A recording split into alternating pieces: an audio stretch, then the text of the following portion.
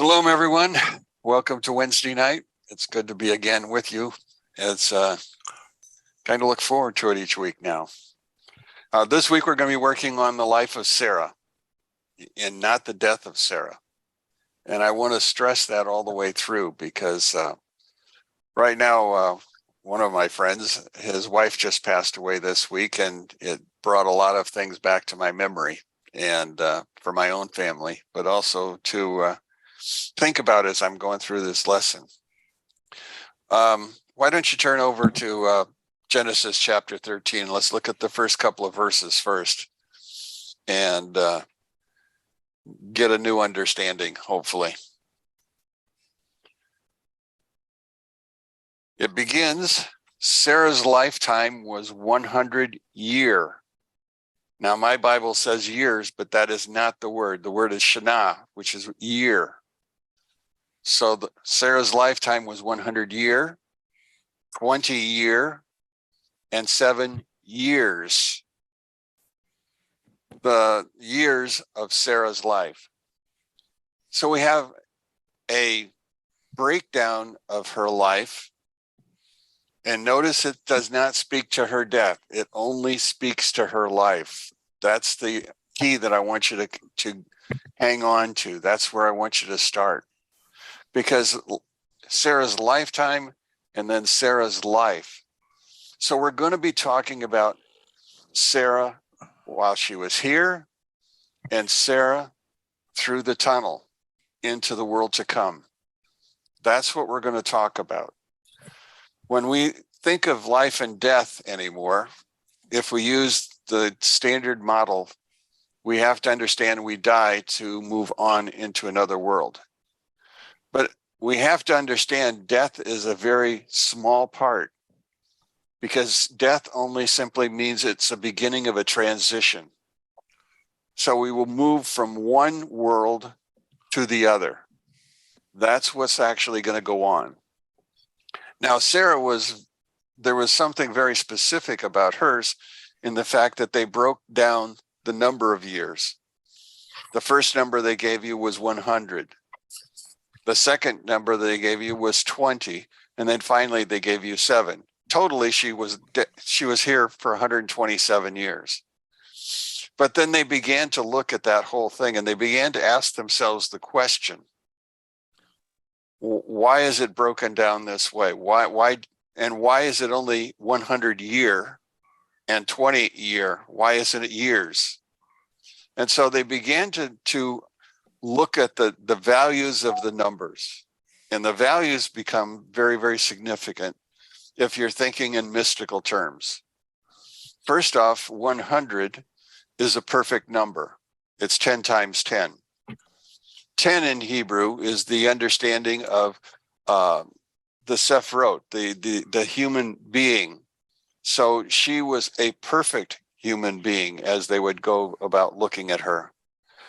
When they talk about 20, they're now talking about something else. I got to go back a second.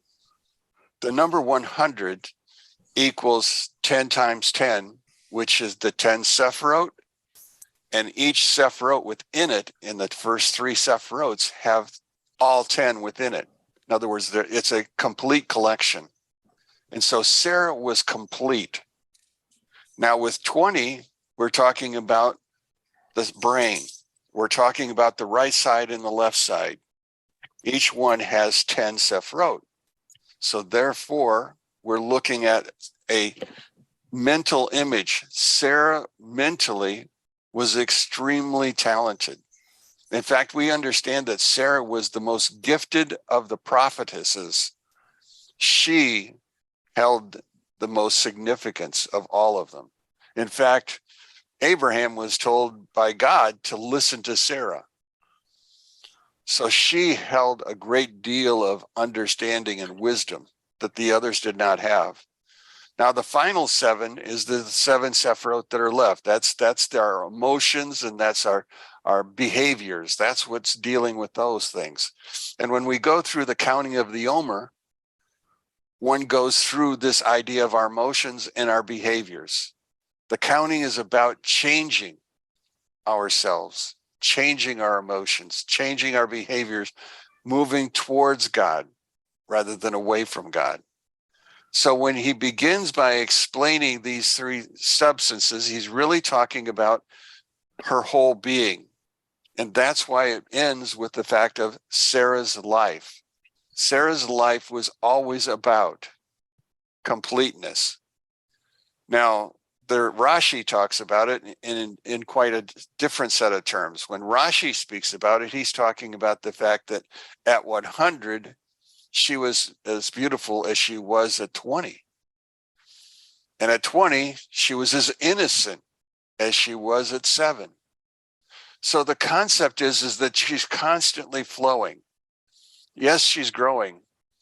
Now remember, when she goes down to Egypt, she's 90 plus. She's not quite what she's 80 years old going down there, and yet she is so attractive that Pharaoh chooses her to be in his harem. And not only that, she becomes his favorite in a short period of time. Now, later on, they come back to Israel. And what happens when they meet Abimelech? At that same point in time, she becomes part of his group. Again, Abraham, when they went down, knew that Sarah was beautiful. Sarah never saw her beauty, not her physical attractiveness. She was very, very modest in the way she lived, according to the Midrashic writings. So in that whole process, in that whole time, we have to understand that when he's talking about Sarah, he's talking about a person who, if you were trying to find the most perfect woman, she would have been it. In fact, Solomon, when he's creating his last book or last chapter in Proverbs, the valiant woman describes Sarah. That's his model. So we have a picture of her. And as in our picture, death is never mentioned. And the reason it's never mentioned is because she moves from life to life. Now, look at the second verse for a second. Now, here it says Sarah died in Kiryat Arba. Now, we don't normally think of Kiryat Arba because we know the place as Hebron. But in the days in which Sarah lived there, the place was called Kiryat Arba, and the place was called Mamre. Those were the two names that were associated with this. Now, Kiryat speaks of a city. Arba speaks of 4. So it's a city of 4. And as the Jewish people understand, what they're talking about is the 4 compartments in which the patriarchs will be placed. And so that's what they're really talking about. So he goes there to Hebron. First he calls it Kiryat Arba, which is Hebron. Now remember, who's writing this is Moses. Moses is updating the name. The name Hebron becomes such when the Canaanites, the tribe from Ham, will overtake the land of Israel. Up until then, remember, it belonged to Shem's clans. And as they lose territory, the names were changed because of the change in language. So it begins at Kiryat Arba, and then it goes to Hebron. Mamre, we saw actually in the 18th chapter of the book of Genesis when Abraham was on the 3rd day suffering from his circumcision when the 3 angels approached. That was Mamre. So as we're going through this whole process, we understand then we start at Mamre originally, then it's Kiryat Arba. And by the way, Kiryat Arba is still there. Kiryat Arba is the Jewish quarter in the city of Hebron. Remember, the Palestinians technically run the West Bank, and Hebron is in that West Bank. And so as we go through our story then, Kiryat Arba still exists. In fact, 3 days ago, I wrote the article down, and I think I saved it for those who collect it. Where is it?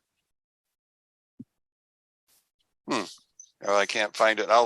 I'm sure I'll run across it as I go through. But anyway, oh, here it is. The shooter entered Givat Havot, which is a Jewish neighborhood. So within the section that belongs to the Jewish people living in Hebron, there's this section called Givat Havot. Now, the Jewish neighborhood in Hebron is under constant guard by Israeli troops to avoid things like this.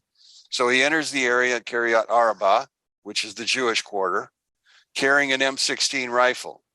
He's a 49-year-old Israeli man, Ron Hanani, was walking back to his car with his son, who was 19 years old, holding their grocery bags, and they had just gotten from the local grocery store, which was close to the Ashmoret checkpoint. Ashmoret is the checkpoint that's closest to Jerusalem. That's the northwest gate. So anyway, that's where they're at. Now, Hanas began to unload the groceries. The gunman who was hiding to the left of their vehicle opened fire and fatally shot Renaud in the head and his Daniel in the hand. Then the attacker flees. Well, Daniel waited for about 15 minutes for emergency services to come and then headed back to the store until the security forces arrived on the scene with the paramedics. He returned to the grocery store because he believed that the grocery store was under fire. And so that's where he was headed. Now, as he exited the store, the shooter reappears and begins shooting at the people outside the store. A Magen David Odom, which is a paramedic back there, was seriously injured along with the Palestinian bystander. The security guard rammed into the attacker with a car, and the shooter was then killed by the off-duty officer. Now, the whole story goes back to the fact that the man who did this attack was actually a school teacher in Hebron. He was in the Palestinian section, and he had ties, evidently, to Hamas. And remember, the word Hamas in Hebrew means violence. So our story goes on to talk about some of these things. I want you to look at the very first word in Hebrew in our verse. It's a vav, a yud, a hey, a yud, and a vav. That's the first word that's located there. Vahayiyu. Now, vahayiyu is not significant, except it's a way of introducing something. And in this particular case, it's introducing and was Sarah. Sarah being the second word. So in an introduction, then, we have this simple statement. But if you look at the simple statement, the first thing that you can do is you can count the value of the letters. And that's what I did. The first letter is a vav, which has a value of 6. Hey has a value of 10. Or yud has a value of 10. Hey has a value of 5. Yud has a value of 10. Vav at the end has a value of 6. Total 37. Now, what's the function of this word? Again, commentators begin to look at the word and they begin to try to understand why is it here?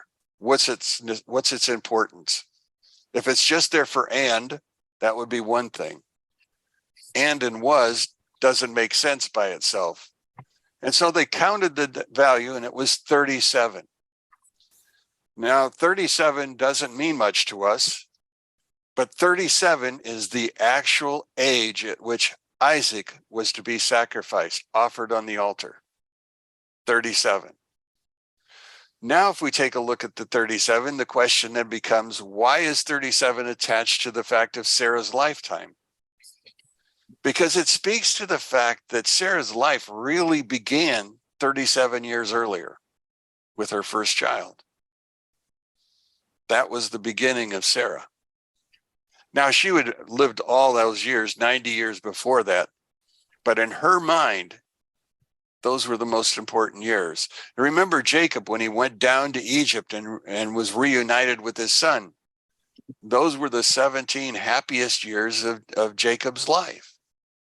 So family was very important, which tells us something else about what happened. If we go down and continue the story. In verse 2, again, Sarah died at Kiryat Arba, which is Hebron, in the land of Canaan. So the land was now shifting from Seth's family to Ham's family. And Abraham came, notice the order. He came to eulogize Sarah and then to bewail her. Normally, when you get the news of a death, what's the first thing that you usually do? There's the wailing, the crying, the frustration, trying to put it all together. But he begins by thinking of the eulogy of her. He seemingly is holding it in. Some say he held it in because of the fact he knew where she was. He knew that she had already passed, that everything was all right. But then there's a problem. The problem is that Abraham had to be told that Sarah had passed on. Why did he have to be told? Well, in the previous chapter, when Abraham sacrificed or was to sacrifice Isaac, he left with his two servants and went to Beersheba. Now, Beersheba was down south. It was about a day and a half's walk between Beersheba and Hebron. Why didn't he go home? Why didn't he go to Beersheba? Why does he choose to go down? And again, there were lots of theories as what's going on. Some simply believed that he went to check on the place. He thought everything was fine at home, so he went down to check to make sure that his eshel, his inn that he had established there years before, was okay. I found it fascinating when I was doing my research that Aiden Steinsaltz, the guy who created the latest version of the Talmud, believed that Abraham and Sarah were separated and that he went to the second dwelling. He went to the vacation home and not else. Now, he has a lot of reasons, and they do make sense. But I'm not here to talk about that. I'm just here to let you know that there's something else in the story. More questions than answers, because our scriptures really don't fill in all the blanks. You have to go to Midrashic writings. And again, Midrash is stories that help explain. And many stories do not agree with other stories. I come by that from earlier when I was teaching Noah. Why did it take Noah so long to build the ark? Well, some stories hold that Noah built the ark by himself. Others say, no, he hired the local people, and that's how he tried to witness to them. There's another section which deals with the animals on the ark. Several of the stories say that Noah was responsible solely for feeding all the animals. Other story says, no, the feeding was done by the whole family. Again, stories are there to help fill in blanks, but they're not always accurate. But they give us a better sense of how the story plays out. Now, as we're looking at this particular story, then what we have to understand is that as we're going through, Sarah is perfect. And so in this perfection, something has happened where Abraham does not go home right away. That's the only thing we can come to understand for sure. Once he arrives, his first action is to eulogize her. His second action is to weep over her. But even in weeping, I want you to go again back to the story. And if you look at that second verse again, it says that Abraham came to eulogize her. And then the word my Bible uses is the word bewail. Well, the Hebrew doesn't match that. The Hebrew is to cry or to weep, a more subtle and a more silent tone. And if you were to go to look at, if you had an art scroll, and I'm sure whatever Bible you're using, if you go to the word for to cry or bewail, which is a vav, a lamed, a bet, a kaf, a tav, and a hey, which is followed by a colon, meaning that's the end of the sentence, you'll see that the fourth letter, the kaf, which looks like a C that's backwards, is small. Mhm. The understanding is the fact that it's small is because of his weeping was small, most negligible. You know, some people can go through a trial and weeping is not something that they do. They just simply go through the trial. Well, here he does weep so that people understand that he is mourning his wife, but it is not loud. It's not boisterous. He's not attempting to overshadow what's gone on. He just simply does. Now, in the process of just simply does, we have to understand that there's this process that's actually going to go on. And it's the process of death and how we're to handle it. And some of what I have tonight came from Rabbi Sutton.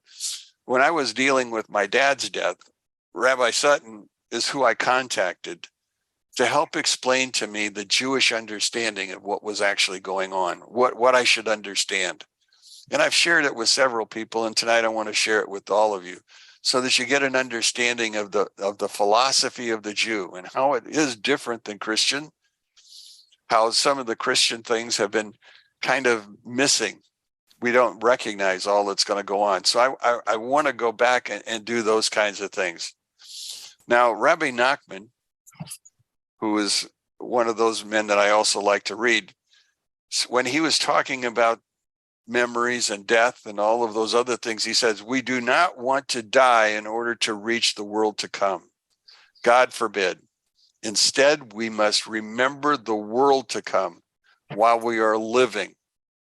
And by doing so, we connect the worlds and draw the life force of the world to come down into the life of this world.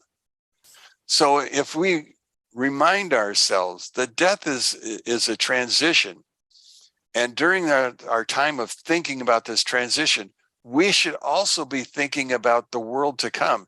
Not that we want to be there any sooner. What we want to do is draw down the forces of good into this world. That's what it's about. When we go to a funeral and there people are asked to witness to this life that was just taken, what are they looking for? They're looking for the good things to draw down into this world, good memories, good ideas, because you see, that is as important as honoring that person who passed, because we want to fill our lives with good things. That's what we're trying to do.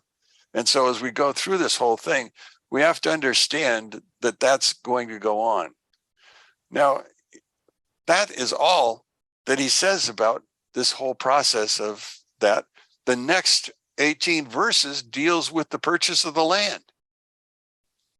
A rather short memorial, but it's also one other thing that we can understand. This is the first time in which actually somebody's gravesite has been identified for us.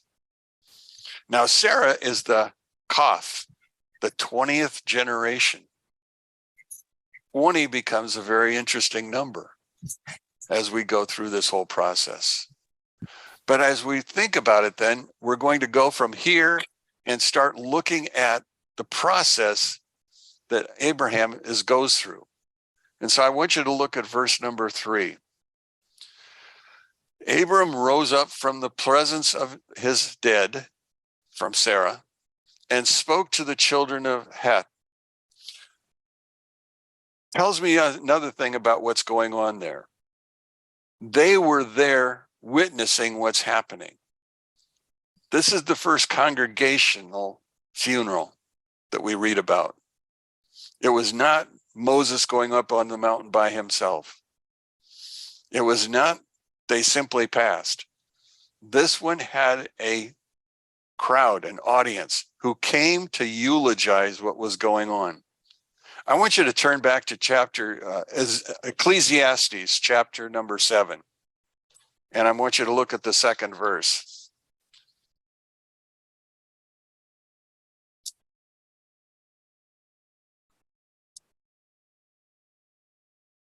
Somebody stole it from my Bible. I know I have it in here somewhere. Here it is.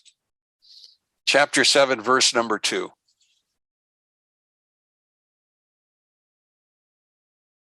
Are you with me? It is better to go to the house of mourning than to the house of feasting. In other words, if you had a chance to go to a funeral or to a wedding, which one should you choose? The answer is, according to Solomon, for that is the end of all man, and the living should take it to heart. To go to a funeral, first off, is a mitzvah. When we go to a funeral, we go there to honor another person who cannot repay what we're about to do. He simply or she simply has passed on. We are there to honor them. And at the same time as we're sitting there, oftentimes what happens to us, we begin to reflect on what's going on and what's happened. And we sometimes will even choose to make our lives better. We will say we will do this. We affirm what's actually happening. Now at a funeral, at a wedding, you memorialize them, yes, but you're joyous for them. It really is a separate idea. But Solomon saw it better that we actually memorialize those who have passed on. Now I want you to again look at the next verse, verse 4. Having all of the people around him, having watched, he now gets up and having eulogized his wife, he now looks around the crowd. He still doesn't own a place to put her body, because it says, I am an alien and a resident among you. Grant me an estate for the burial site with you, that I may bury my dead from before me. Now the children of Heth answered Abraham, saying to him, hear us, my Lord. You are a prince of God in our midst. In the choicest of our burial places, bury your dead. Any of us will not withhold his burial place from you, from burying your dead. Now, it is understanding in Israel today that if a Gentile dies, he is not allowed to be buried in a Jewish cemetery, nor is he allowed to be buried in a Palestinian cemetery. There's their own special plots. But notice here, they're willing to give him a choice plot in their cemetery. That is how much honor she and he have earned in the time that they've been in this place. And notice how they refer to him at this point. He tells them he's an alien, but they say, you are a prince of God. So in other words, he has made a huge inroad into those people. They now understand who God is and that he is his second in command. He's his ambassador to them. So it goes on to say, and the children of Heth answered and said those things. Look at verse 7. Then Abraham rose up, bowed down to the members of the council, to the children of Heth. He spoke to them, saying, if it is truly your will to bury my dead from before me, heed me, and intercede for me with Ephron, the son of Zohar, the son of brilliance. Ephron, I want his property. I want to be buried on his land, not in a cemetery, but on his land. Now let him grant me the cave of Machpelah, which on the edge of his field, let him grant it to me for its full price in your midst as an estate for my burial site. So he does not want to be given a place.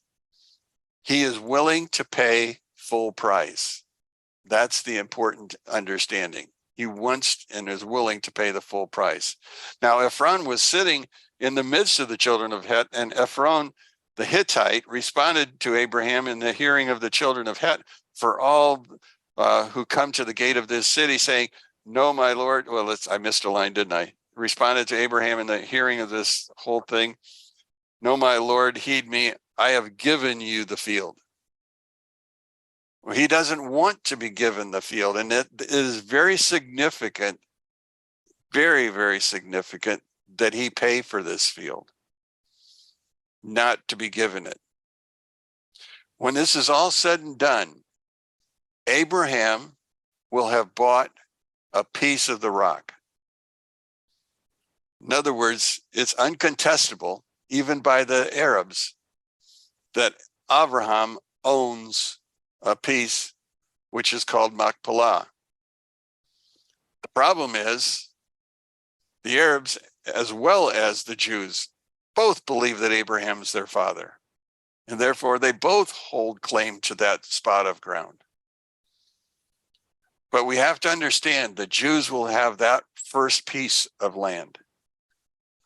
Second piece of land that they will purchase in the land of Israel will be the land that Jacob buys just outside the city of Shechem from the king of Shechem, Hamor. And that will be the second piece of property. Now that property will eventually be given to Joseph as an inheritance. Now there's a third piece of property that's purchased, and that was by King David. And he purchased the property called Mount Moriah or Mount Zion. He purchased the Temple Mount. So 3 land purchases, deeds created, indicates that the Jews actually do own part of the land and should not be kicked out. And now in 67, they earned the portion of land that David had purchased. They're still living in a quarter of Hebron. And at the same point in time, Shechem, which is Nablus, which is the city in which Joseph's tomb is found, that also belongs to the Palestinians. So they only actually have one piece of property, and that's even contested. But they purchased 3 at this point in time. So they have laid a perfect claim to the land. And that's why Abraham wanted to make sure that he paid for it. And he didn't want a discount price. He wanted to pay full price. Now, there's no mention as to what full price was going to look like. But I went to another rabbi called Rabbi Miller, Moshe Miller, in which he began to talk about this, and he began to deal with this whole process of laying it out. He read, it comes from the Zohar, and I need to preface this now. There are many, many versions of the Zohar. There's a standard version that most people have. There's another version called the Tikkune, and there's another version that's I can't even think what it's called now. 3 that I know of, but there's probably more than that. Now, this is from Rabbi Moshe's understanding, and I'm going to read it because I don't want to make the mistake. Rabbi Shimon Bar Yochai, also known as Rashbi, said, "Come and see the mystical explanation of these words. Why does the verse use the word year in the singular form after 100 and again after 20, but shni, years, in the plural for 7? And then he begins to list out the same things I've talked to you about. Now, as we go through this whole understanding, there's another important thing to know. The Torah recounts Ephraim, Manasseh, or Abraham's sale in great detail, including the price purchase of 400 kesef, 400 silver shekels. Now, shekels were a standard of money, but silver shekels, again, shekels is the idea of a weight. So a shekel has a weight. When you go and purchase silver coins these days, they tell you the weight of the coin in terms of the amount of silver that's in it. Well, Abraham was so wealthy that he actually created his own currency. He created his own shekel based on weight. And so he paid 400 silver shekels to Ephron. Oh, by the way, the name Ephron has a numeric value of 400. So we don't know how Ephron created the number, but it matches his own name. So they begin to understand that maybe there was a little greed when he decided to ask for full price.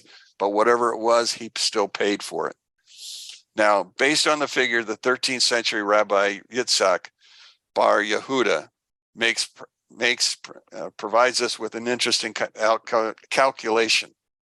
From Leviticus 27:16, the value of the land in biblical times was 50 silver shekels for an area about the size of 75,000 cubits. And a cubit is the width of a man. So he's buying space for 75,000 men to stand. But actually, he didn't buy that much. He bought more. He bought enough land for 600,000 men to stand upon. That was the size of the land of that field that he actually purchased, was the width of 600,000 men. So it becomes very, very significant. Now, 400 is also another significant number. Over and over again, the number 400 is used in the Bible.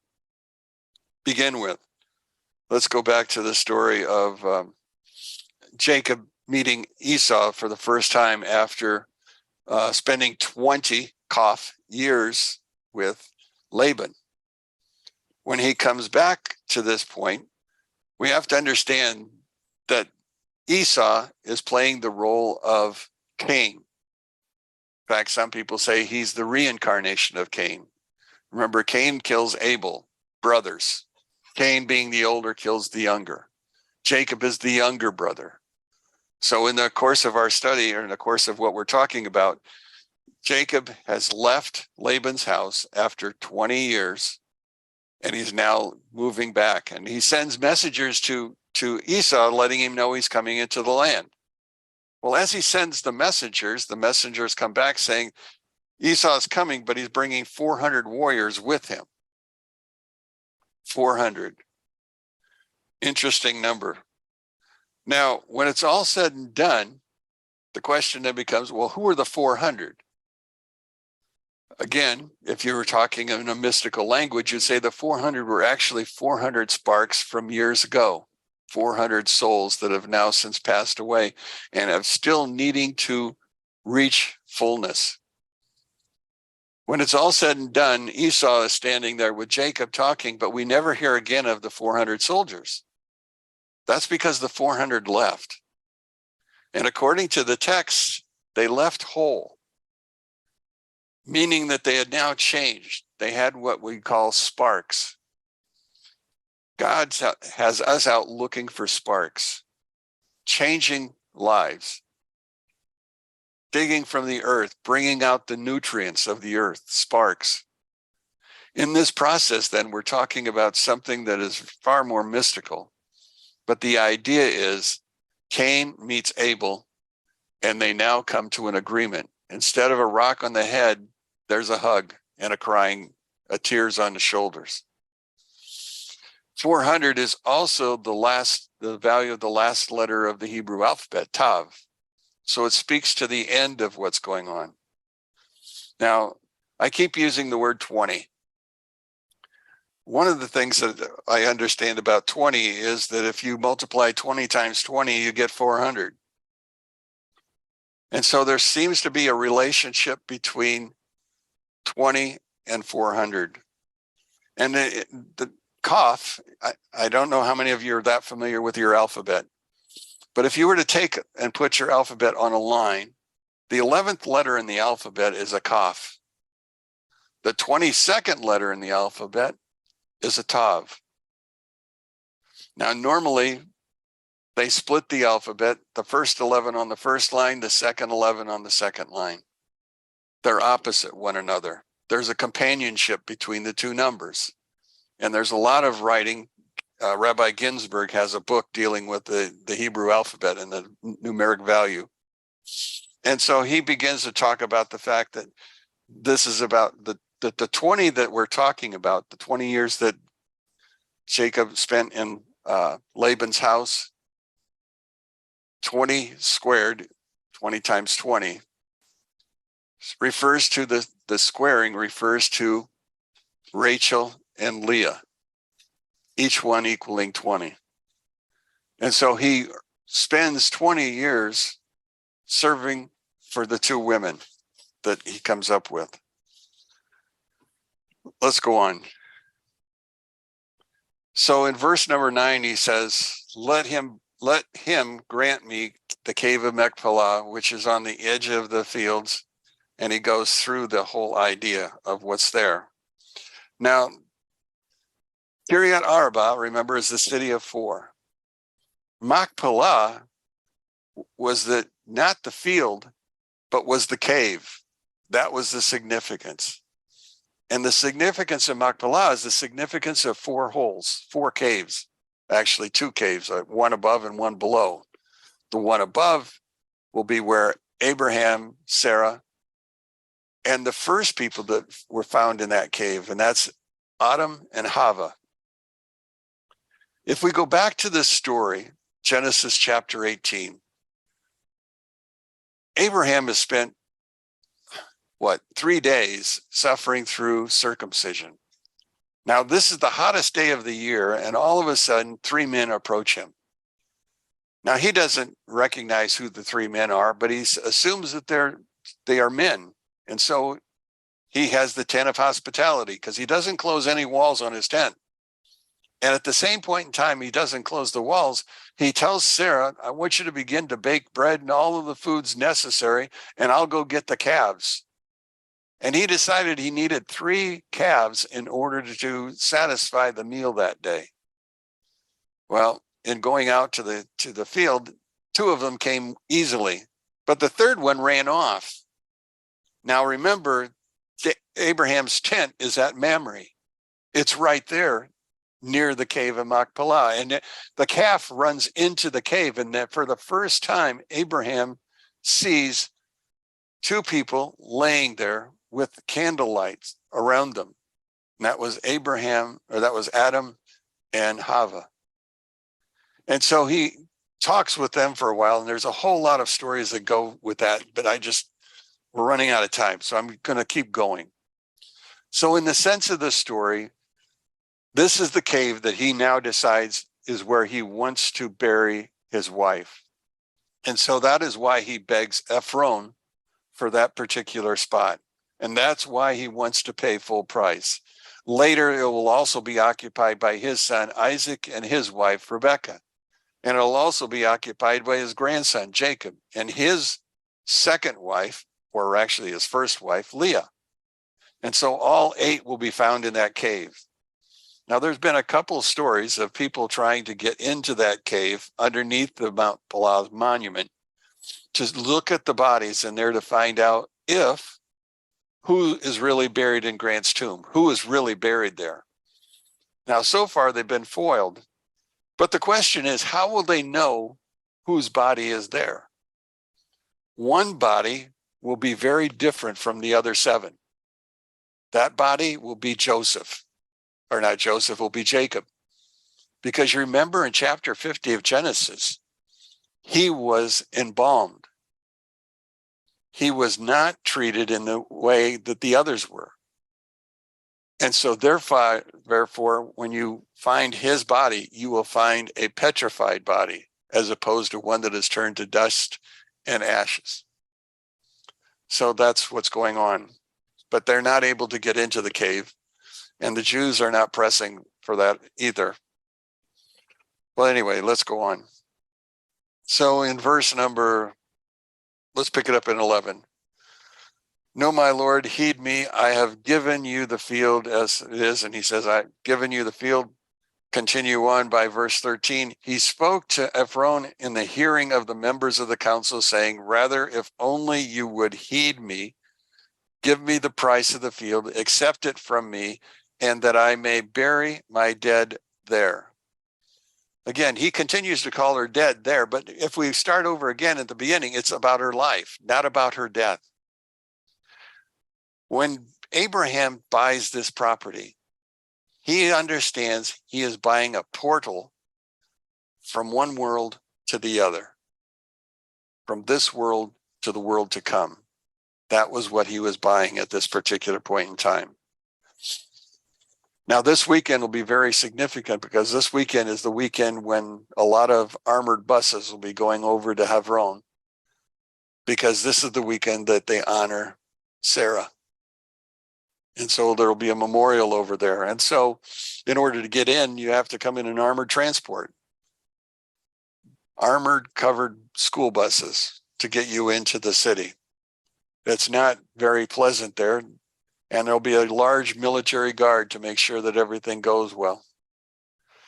So anyway, by verse number 17, in Ephraim's field, which was in Machpelah, facing Mamre, Mamre was where he was at, the field and the cave within it, and all the trees in the field with all its surrounding boundaries was confirmed. As Abraham, as a purchase of the view of the children of Het among all who came to the city gate. And afterwards Abraham buried Sarah, his wife, in the cave of the field of Machpelah, facing Mamre, which is Hebron, and in the land of Canaan. And thus the field with the cave that was in it was confirmed as Abraham's, as an estate and a burial site at that point in time from the children of Het.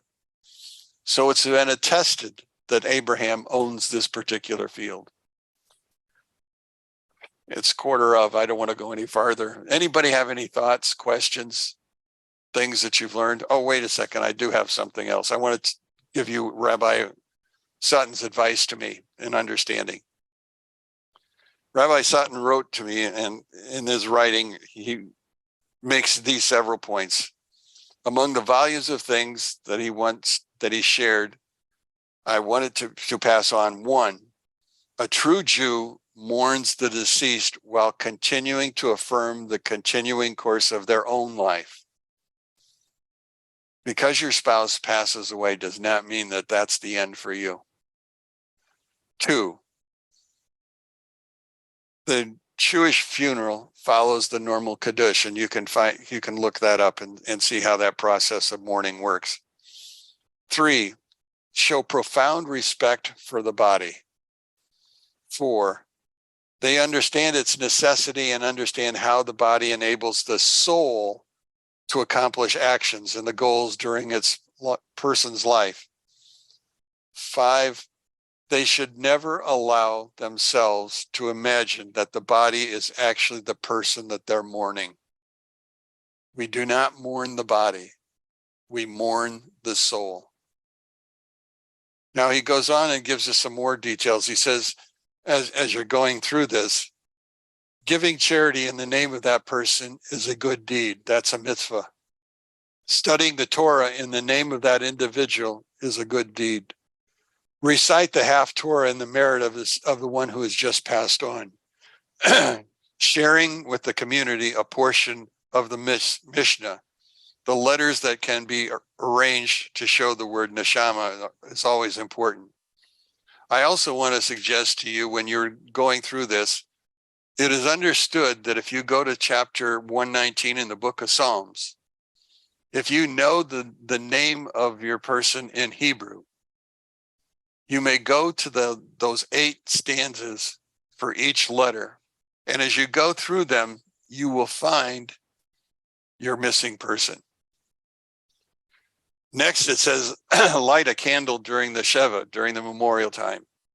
And also, again, on the anniversary of their passing. Build a mausoleum or a house to place this body in. Placing a headstone over the gravesite to create a seat for that mafkim, the transcendent soul of the body, is important. And finally, for those who don't attend a funeral but want to show their grief, and they may even attend the funeral, they may choose to place a stone upon the headstone to show respect regarding the individual. I don't know how many of you ever watched Schindler's List, and at the end of Schindler's List, they're at the cemetery outside of Jerusalem, and you look at the stones and you find the headstones, and you will find little stones on top of it. That's to mark it.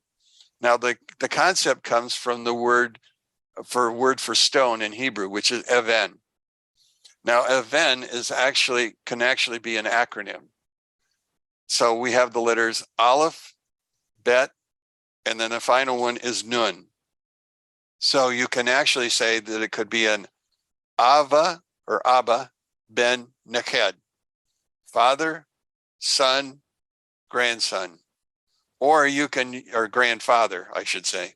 And the other one is that if it's a female, you have Ima Bat Nevadat, which is a mother, daughter, and a grandmother.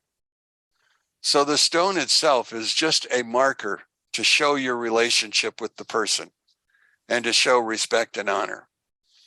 I'm finding more and more often different shows that we're watching on TV, stones on top of headstones, which does nothing more than reminds me of the story of Sarah. But I thought I'd want to share that with you. And with the time left, if you have any questions, why don't you start firing away? Or if you have a thought, I appreciate thoughts too. So go for it.